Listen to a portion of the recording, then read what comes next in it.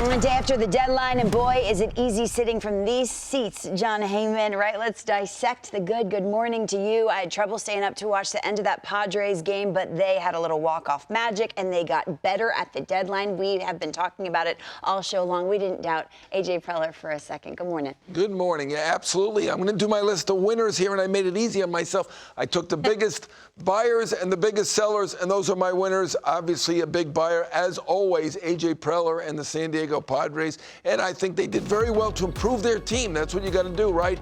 Obviously, Jason Adam. Before that, they got a rise. Martin Perez toward the end there, and Tanner Scott. I mean, that was the big one. I mean, they traded.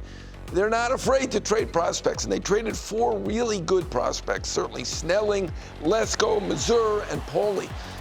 One rival executive told me if you traded those guys a year ago, you could have gotten Babe Ruth. But, you know, obviously none of them were having good years in the minors. All have terrific potential, and A.J. Preller certainly willing to take chances. We saw that with the Soto trade. We've seen that with trade since he got there about a decade ago. Just amazing. But Tanner Scott is the best closer that was traded. Finnegan wasn't dealt. Fairbanks wasn't dealt.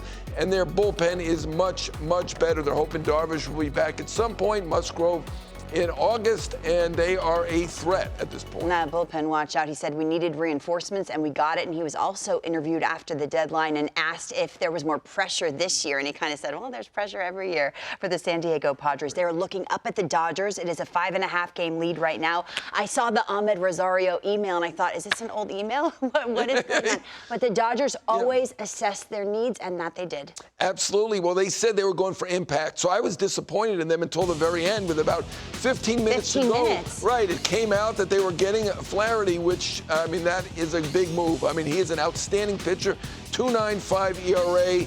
I think they really took advantage of a situation there where the market had kind of dried up a little bit, but they did give up 2 top 30 prospects, so not knocking the Tigers at all. I think they did fine, but certainly the Dodgers love Tommy Edman. They got Michael Kopech, big arm, but Flaherty is the big move. I mean, so much talent in that rotation.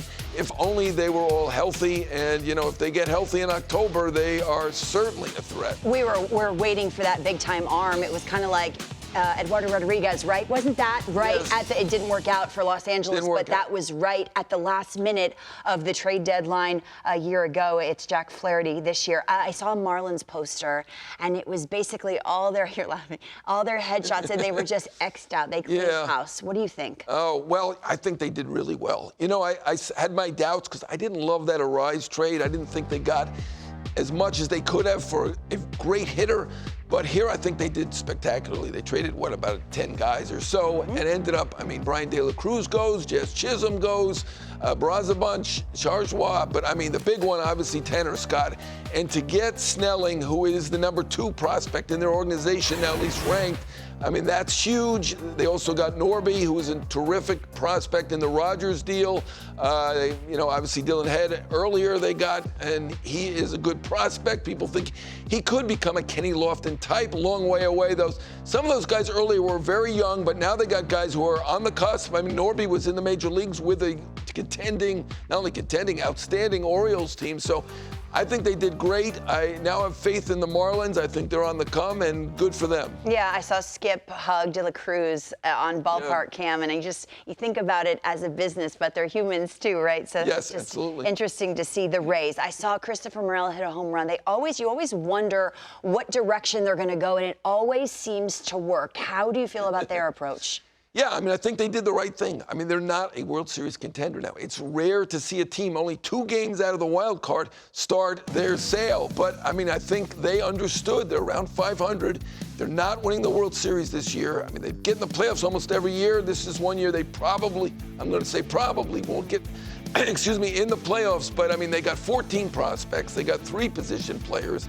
I think they did the right thing. I mean, you probably couldn't do that if you're in New York, Chicago, Los Angeles, but in Tampa, this works. They're not going to hear it from the media, which isn't the same as the big market. and they absolutely did the right thing, an abject sell for a team, even though they were over 500. And that's such an interesting thing that you just said to some of these players who are going from a smaller market team to a big market team. Bam, you're in the middle of the Yankees, and here's the press, 800 reporters in your face, where it's not like that everywhere you go. Well, absolutely, it's completely different, but look at Jazz Chisholm, the way he has embraced New York. He was playing before 10,000 fans, now it's going to be packed houses, start on the road, but when he comes back to Yankee Stadium, he's going to love it, and they're going to love him.